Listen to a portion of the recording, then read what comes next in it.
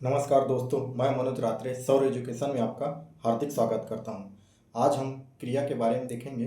जो पिछली क्लास में कुछ क्रिया के जो प्रकार हैं वो शेष रह गया था, उसको आज हम डिस्कस करेंगे। अगर आप चैनल में नए हैं तो प्लीज़ शेयर एंड सब्सक्राइब करना ना भूलें। तो चलिए स्टार्ट करते हैं बचे हुए जो क्रिया थे उनको। तो चलिए सबसे पहले देखते हैं हम लोग सहायक क्रिया। सहायक क्रिया क्या है सहायक क्रिया, देखते हैं हम लोग। इसको दो टर्म समझेंगे। इसमें क्या समझेंगे हम लोग? एक मुख्य क्रिया और एक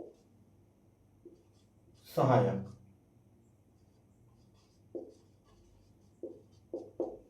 क्या है देखते हैं। पहले इसको एक उदाहरण लिखता हूं मैं।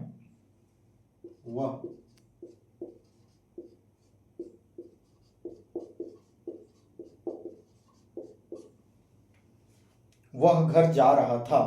ठीक है, जा रहा है, ये क्या है? मुख्य क्रिया है। क्या है? मुख्य क्रिया है। और ये था क्या है? सहायक क्रिया है। अतः इसका परिभाषा बनता है कि वे शब्द या वे शब्द जो मुख्य क्रिया की सहायता करते हैं, ठीक, उसे सहायक क्रिया कहा जाता है। या वे शब्द जो मुख्य क्रिया के साथ प्रयुक्त होकर अर्थ की स्पष्टता प्रकट करते हैं। परिभाषा देखते हैं। वे शब्द जो मुख्य क्रिया के साथ प्रयुक्त होकर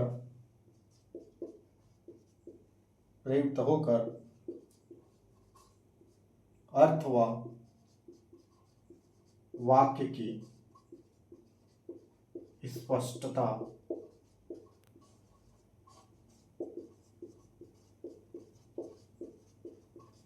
उसे सहायक क्रिया कहते हैं। सहायक क्रिया परिभाषा देखते हैं हम। वे शब्द जो मुख्य क्रिया के साथ प्रयुक्त होकर अर्थ व वाक्य की स्पष्टता प्रदर्शित करता है, उसे सहायक क्रिया कहते हैं। उसे सहायक क्रिया कहते हैं। जैसे मैंने लिखा, वह घर जा रहा था। वह घर जा रहा था, तो जा रहा क्या है? मुख्य क्रिया है। और ये क्या है? सहायक क्रिया है। ठीक है। अगर मैं इसमें थ को मिटा देता हूं, अगर इसमें मैंने थ को मिटा दिया तो ये क्या हो गया? वह घर जा रहा, मतलब अर्थ की स्पष्टता को प्रदर्शित नहीं कर। कब जा रहा था? वर्तमान में जा रहा था, भूत में जा रहा था, भविष्य में जा रहा था। ये स्पष्टता प्रकट नहीं हो रहा है, इसीलिए क्या हो गया? ये गलत हो गया। ठीक है। तो उसकी स्पष्टता को, वाक्य की अर्थ की स्पष्टता प्रकट करने के लिए इसमें क्या किया जाता है? सहायक क्रिया लगाया जाता है। तो ये क्या हो गया? था। वह घर जा रहा था, मतलब जा चुका है। पहले जा रहा था, जा चुका है। ठीक है। अगला देखते हैं इसमें एक और एग्जांपल। ठीक है।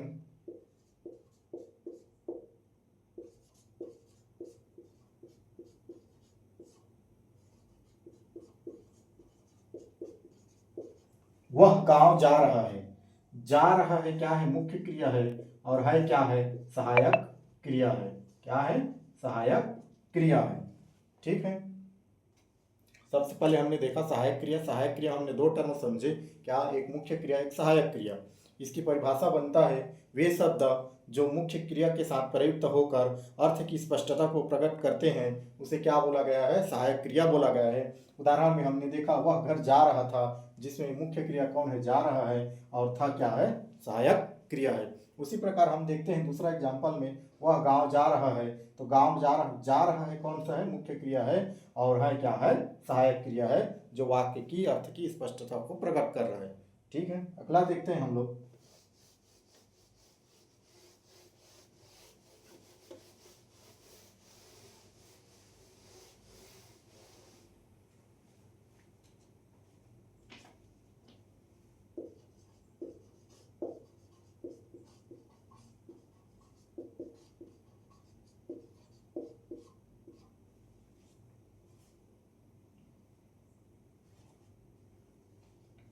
पूर्वकालिक क्रिया। क्या है पूर्वकालिक क्रिया?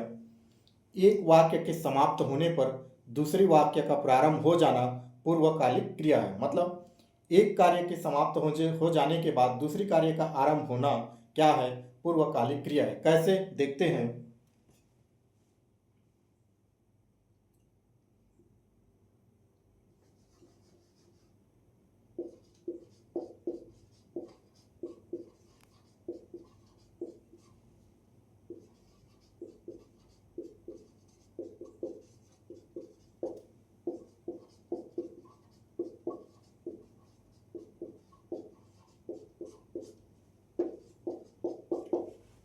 सोहन खाना खाने के बाद सोने चला गया। मतलब ये क्या है? खाना खा लिया उसके बाद सोना चला। मतलब मैंने क्या बोला, इसकी परिभाषा क्या बनेगा? एक क्रिया के समाप्त हो जाने के बाद दूसरी क्रिया का प्रारंभ होना क्या कहलाता है? पूर्वकालिक क्रिया कहलाता है। ठीक है। सोहन खाना खाने के बाद सोने चला गया। खाना खाने के बाद ये एक क्रिया हो गया और उसके बाद क्या हो गया? वो सोने चला गया। ठीक है। ये दूसरी होता है। इसकी परिभाषा क्या बनेगा?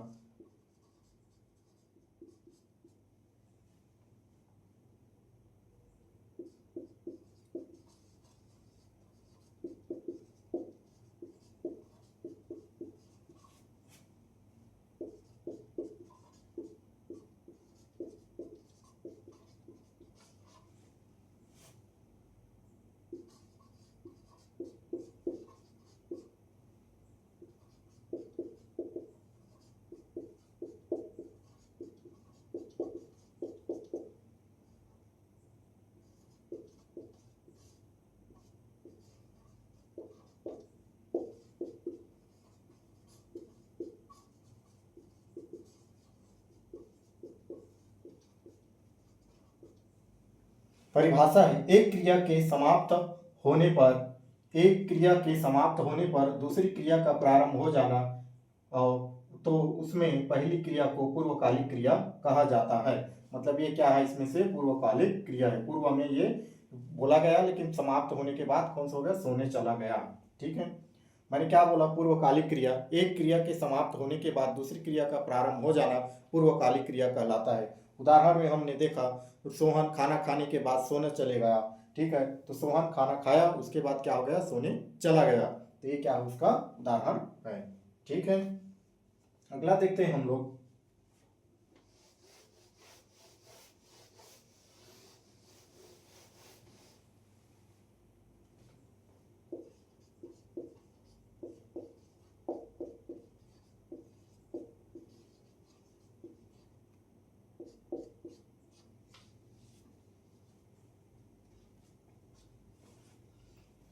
क्या लिखा है इसमें? नाम बोधक क्रिया। नाम बोधक क्रिया। तो ये क्या है? जब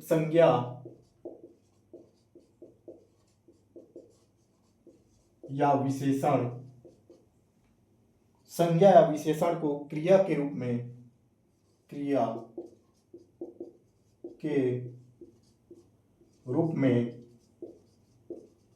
प्रयुक्त किया जाता है तो उसे नामबोधक कहा जाता है। इसका परिभाषा क्या है? संज्ञा या विशेषण क्रिया के रूप में प्रयोग किया जाए। संज्ञा या विशेषण को क्रिया के रूप में संज्ञा या विशेषण को क्रिया के रूप में प्रयुक्त किया जाता है तो उसे नामबोधक क्रिया कहा जाता है। ठीक है। मैंने क्या बोला? संज्ञा विशेषण को क्रिया के रूप में प्रयुक्त किया जाता है तो उसे नामबोधक क्रिया कहा जाता है। कैसे? देखते हैं उदाहरण। सबसे पहले देखते हैं, इसमें दो टर्म है, संज्ञा और विशेषण। संज्ञा किसे बोलते हैं? जब किसी व्यक्ति, वस्तु, स्थान, ठीक है, तो उसके जगह में हम लोग क्या प्रयुक्त करेंगे? क्रिया प्रयोग करेंगे। कैसे? देखते हैं। जैसे लाठी। लाठी क्या है? एक संज्ञा है। क्या है? लाठी संज्ञा है। कैसे संज्ञा है? लाठी ही उसका नाम है, लाठी। ठीक है। तो क्या है? संज्ञा है। और मारना क्या है? क्रिया है। ठीक है। मारना क्या है? क्रिया है। ये दोनों को मुंह मिलकर क्या हो गया? लाठी मारना। लाठी मारना। तो ये क्या हो जाएगा? नामबोधक क्रिया। ठीक है, दूसरा एग्जाम्पल देखते हैं, इसी में ये संज्ञा का है, संज्ञा का दूसरा देखते हैं, रक्त प्लस खौलना। रक्त क्या है? संज्ञा है। अब खौलना क्या है? खौलना क्या है? क्रिया है। तो ये हो जाएगा रक्त खौलना। ठीक, विशेषण से देखते हैं। ठीक है, विशेषण से देखते हैं, पीला। पीला क्या है? विशेषण शब्द है।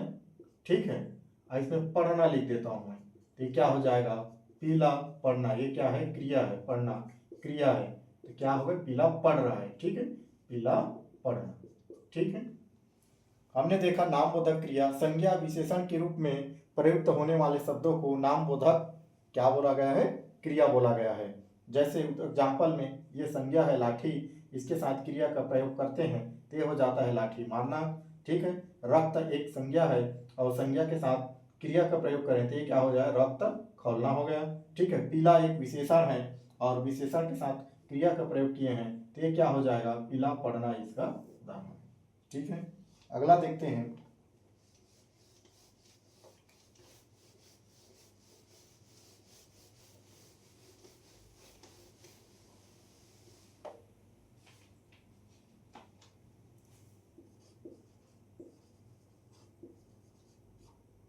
द्विकर्मक क्रिया।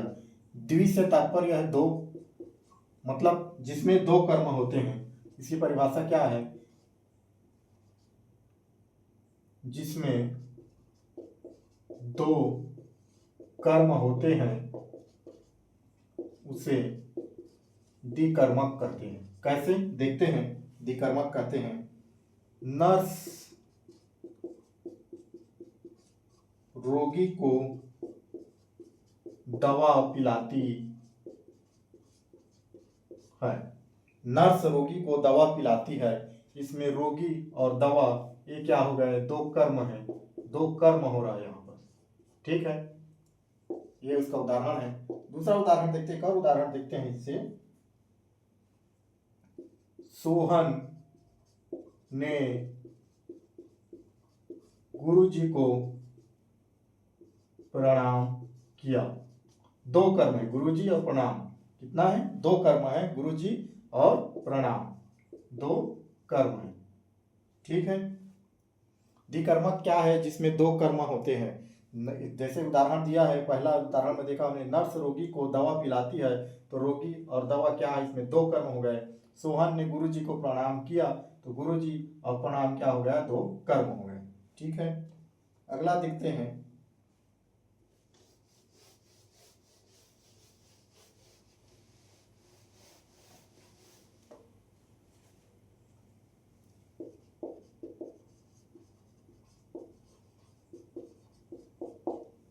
संयुक्त। दो क्रियाओं के आपस में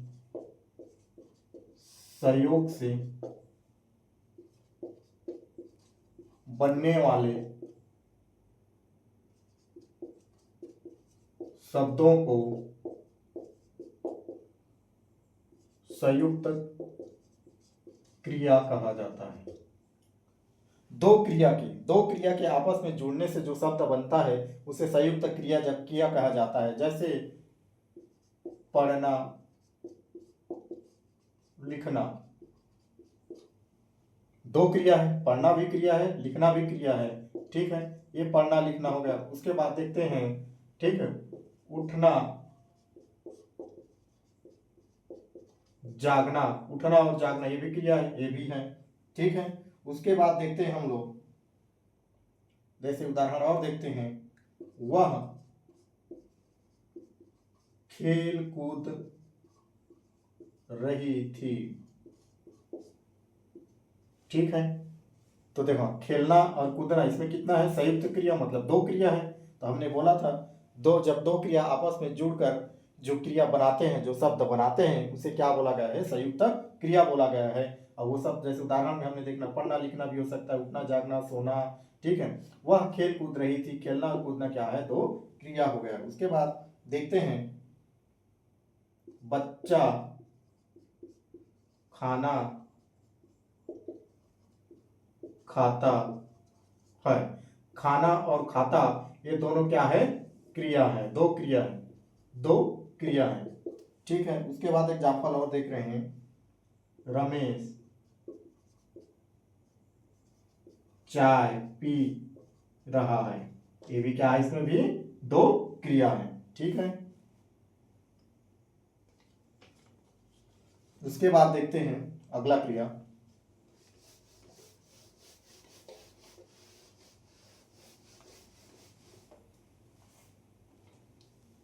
अगला है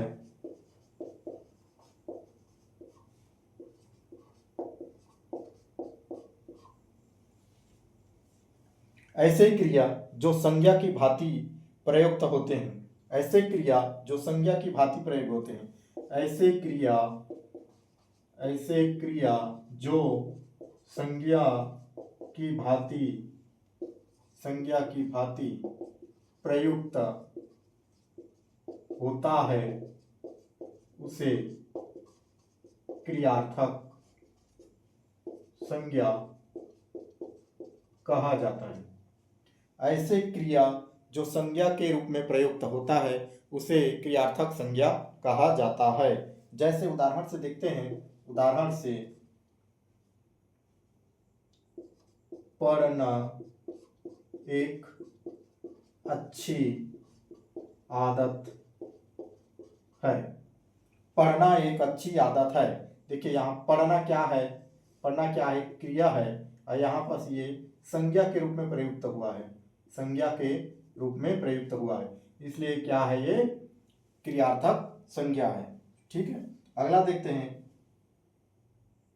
अगला उदाहरण देखते हैं। दौड़ना एक अच्छा व्यायाम है। दौड़ना क्या है? दौड़ना एक क्रिया है, और यहाँ ये संज्ञा के रूप में प्रयुक्त हुआ है। ठीक है, संज्ञा के रूप में प्रयुक्त हुआ है, तो ये क्या हो जाएगा? क्रियार्थक संज्ञा। अगला उदाहरण देखते हैं। एक दो अगला देख लेते हैं एक और। बैठे रहने से कार्य नहीं बनता। बैठे रहने से कार्य नहीं बनता। ठीक है, तो ये क्या है? बैठना क्या है? क्रिया है। ठीक है, बैठना एक क्रिया है, और यहाँ पास संज्ञा के रूप में प्रयुक्त हुआ है। ठीक है, क्रियार्थक संज्ञा देखते हैं। ऐसे क्रिया जो संज्ञा के रूप में प्रयुक्त होता है उसे क्रियार्थक संज्ञा कहते हैं। जैसे उदाहरण हमने देखा, पढ़ना एक अच्छी आदत है। तो पढ़ना एक क्रिया है, लेकिन यहाँ पर वो संज्ञा के रूप में प्रयुक्त हो रहा है। ठीक है, तो ये क्या होगा? क्रियार्थक संज्ञा। दूसरा एग्जाम्पल हमने देखा, दौड़ना एक अच्छा व्यायाम है। तो दौड़ना क्या है? क्रिया भी है, जो यहाँ पर संज्ञा के रूप में प्रयुक्त हो रहा है। ठीक है, तो इसको क्या बोला गया है? क्रियार्थक संज्ञा बोला गया है। तीसरा एग्जाम्पल हमने देखा, बैठे रहने से कार्य नहीं बनता। ठीक है, तो ये क्या हो जाएगा? एक क्रिया है बैठना, और यहाँ पर क्या हो गया? ये संज्ञा के रूप में प्रयुक्त हुआ है, और ये क्या होगा? क्रियार्थक संज्ञा है। ठीक है, तो ये हमारा क्रिया समाप्त हुआ यहीं पर। आज देखते हैं क्रिया से संबंधित कुछ क्वेश्चन भी करते हैं, इसी में टाइम है अभी।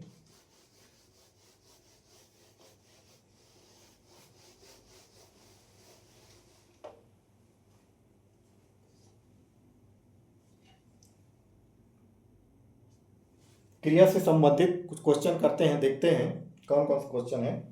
धातु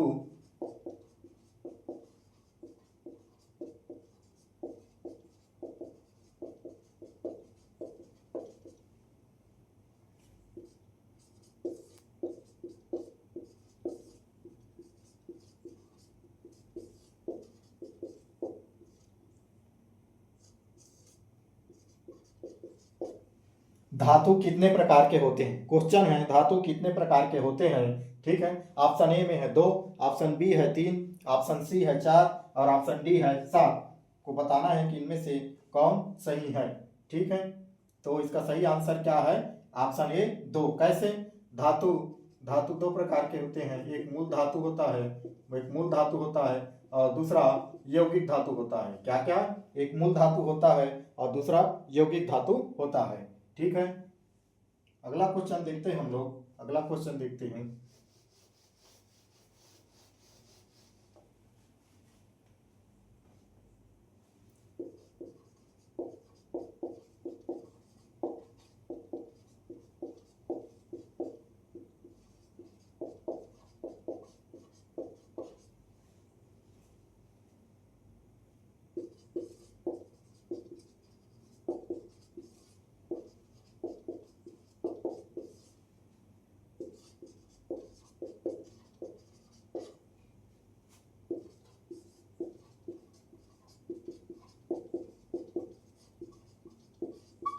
अगला क्वेश्चन है, अगला क्वेश्चन है,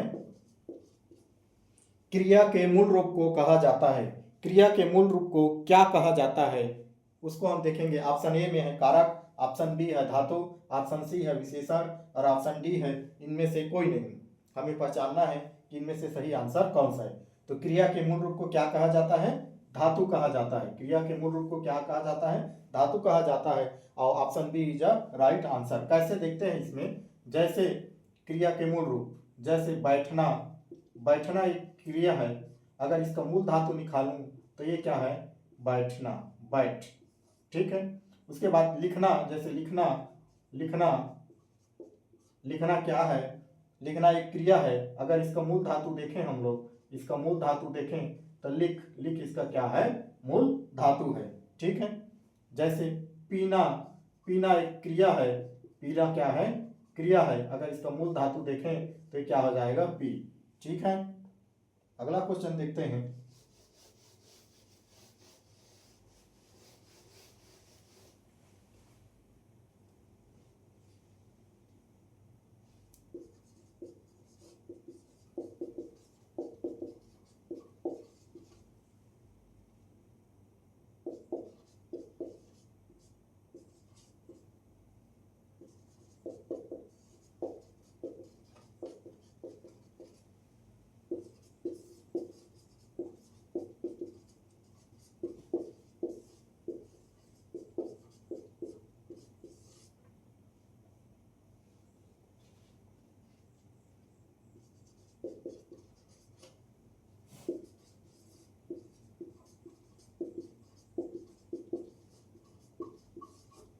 अगला क्वेश्चन है, कार्य का बोध कराने वाले को कहा जाता है। जो कार्य का बोध कराता है उसे क्या कहा जाता है।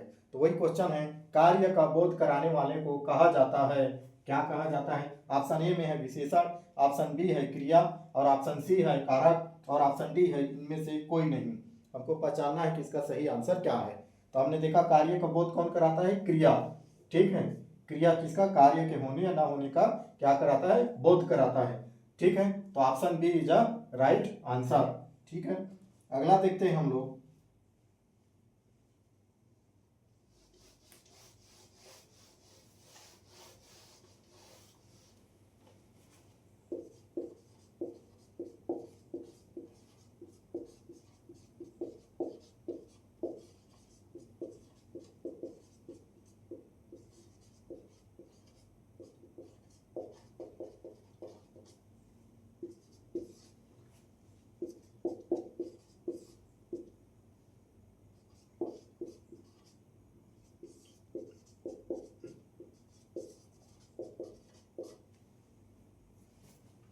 अगला क्वेश्चन है, रचना की दृष्टि से क्रिया के कितने प्रकार हैं। रचना के दृष्टि से क्रिया के कितने प्रकार हैं। तो ऑप्शन ए में है 2, ऑप्शन बी है 3, ऑप्शन सी है 4 और ऑप्शन डी है 5। इसका सही आंसर क्या है, ऑप्शन ए 2, ठीक है। अगला देखते हैं हम लोग।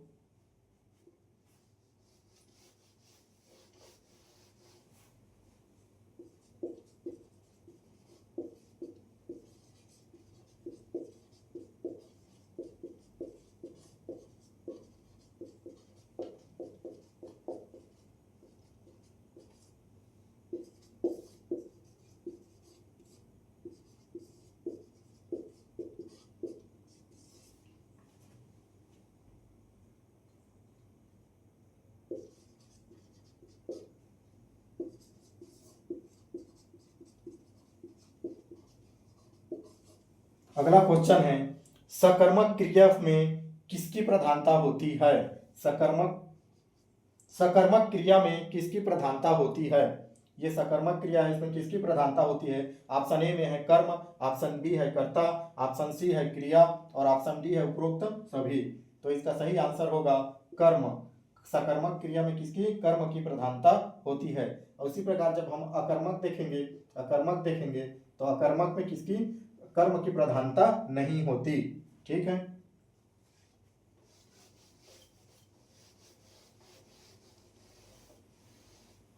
अगला क्वेश्चन देखते हैं।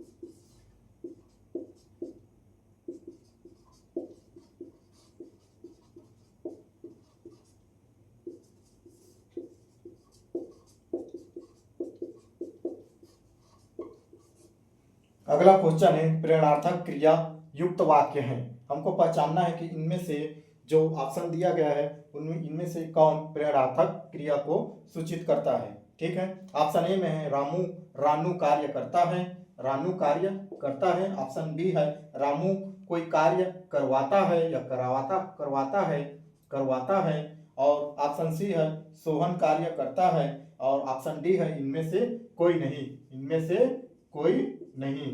से कोई नहीं। हमने देखा था तो क्या है प्रेरणार्थक क्रिया, तो कर्ता स्वयं कार्य न कर किसी दूसरे से कार्य करवाता है तो उसे प्रेरणार्थक क्रिया कहा जाता है। ठीक है। तो देखिए रानू कार्य करता है, इसमें स्वयं कार्य कर रहा है, ये तो हो ही नहीं सकता। ठीक है। तो इसकी परिभाषा के अनुसार उसके बाद देखते हैं रामू कोई कार्य करवाता है, रामू नहीं करता किसी दूसरे से करवाता है। तो इसका आंसर ये क्या हो जाएगा, option B is right answer. प्रेरणार्थक क्रिया युक्त वाक्य है ऑप्शन बी। ठीक है।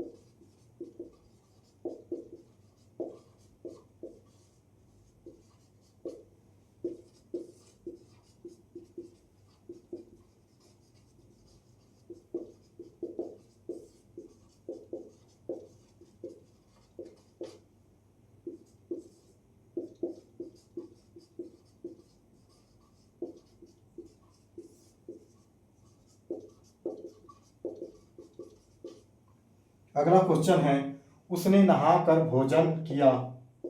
उसने नहाकर भोजन किया वाक्य में, इस वाक्य में कौन सा क्रिया है?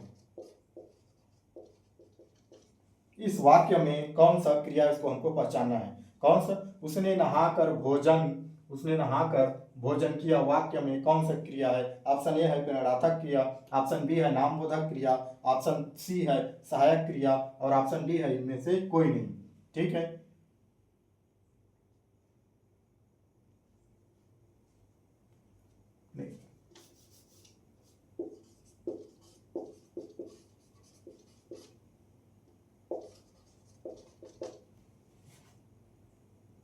ऑप्शन डी में पूर्वकालिक क्रिया है, इनमें से कोई नहीं है। हाँ, उसने नहाकर भोजन किया में वाक्य में कौन सा क्रिया है?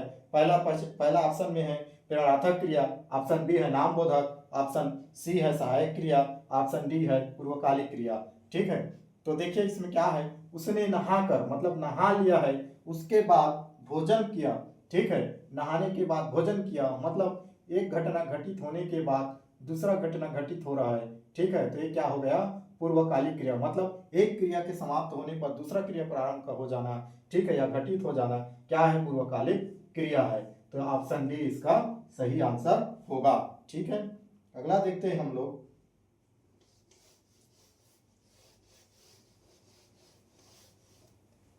अगला क्वेश्चन है इसका, दुखी होना किस क्रिया का उदाहरण है? दुखी होना किस क्रिया का उदाहरण है? ठीक है, पहला सहायक क्रिया,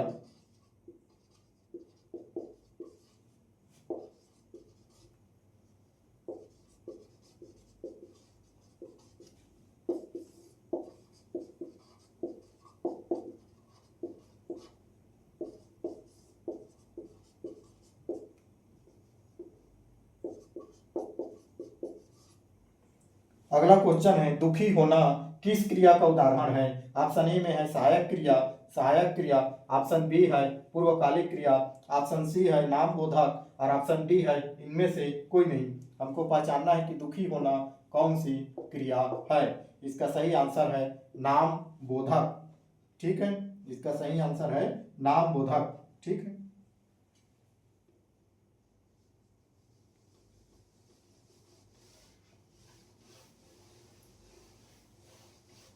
अगला क्वेश्चन है,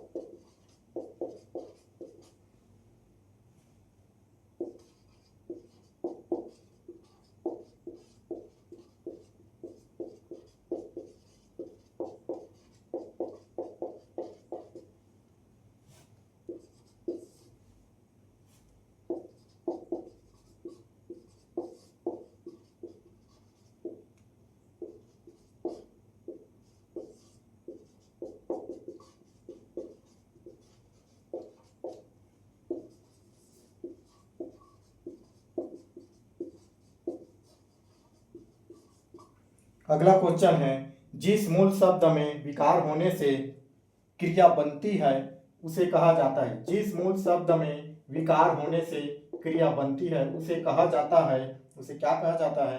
पहचानना है हमको। ऑप्शन ए में है धातु, ऑप्शन बी है अधातु, ऑप्शन सी है यौगिक क्रिया और ऑप्शन डी है इनमें से कोई नहीं। हमको पहचानना है कि ये कौन सा धातु है। ठीक है, तो इसका सही आंसर होगा ऑप्शन ए धातु।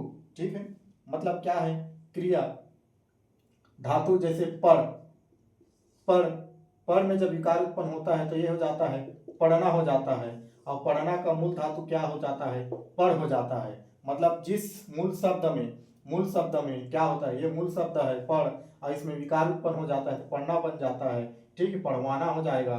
ठीक है, तो ये क्या हो जाएगा? कि उसे क्या कहा जाता है? धातु कहा जाता है। ठीक है, अगला देखते हैं हम लोग।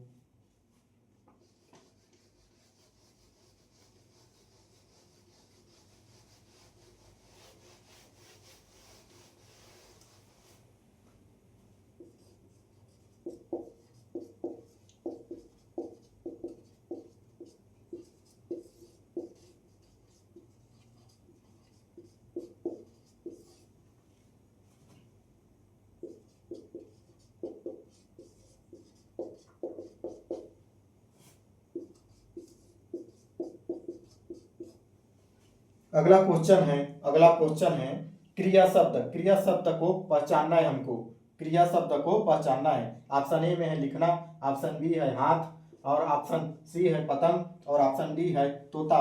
हम इन चारों में से पहचानना है कि कौन सा क्रिया शब्द है। ठीक है, तो इसका सही आंसर क्या हो जाएगा? ऑप्शन ए लिखना। ये क्या है? हाथ संज्ञा है, पतंग क्या है? संज्ञा है, और तोता क्या है, संज्ञा है। तोता मतलब किसी किसी क्या पक्षी का नाम है ये, ठीक है, तो ये क्या हो जाएगा, संज्ञा है, ठीक है। हाथ भी और पतंग भी, ये क्या है, संज्ञा को है, ठीक है। अगला क्वेश्चन देखते हैं।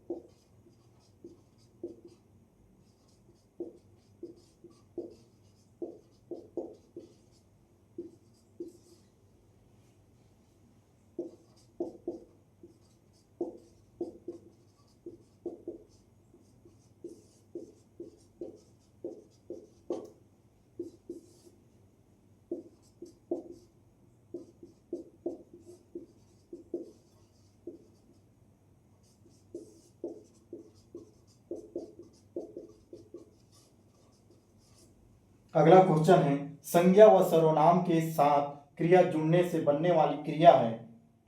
ऑप्शन ए है नामबोधक क्रिया है, ऑप्शन बी है सहायक क्रिया है, ऑप्शन सी है यौगिक क्रिया है, और ऑप्शन डी है इनमें से कोई नहीं। हमको पहचानना है कि संज्ञा व सर्वनाम के साथ क्रिया जुड़ने से बनने वाली क्रिया कौन सी है।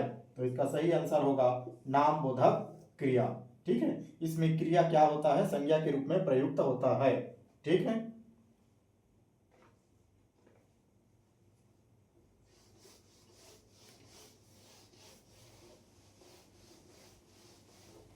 तो आज यहीं तक रखते हैं, नेक्स्ट क्लास में फिर मिलेंगे। तब तक के लिए जय हिंद, जय भारत। अगर वीडियो अच्छा लगा हो तो प्लीज़ शेयर एंड सब्सक्राइब करना ना भूलें। जय हिंद।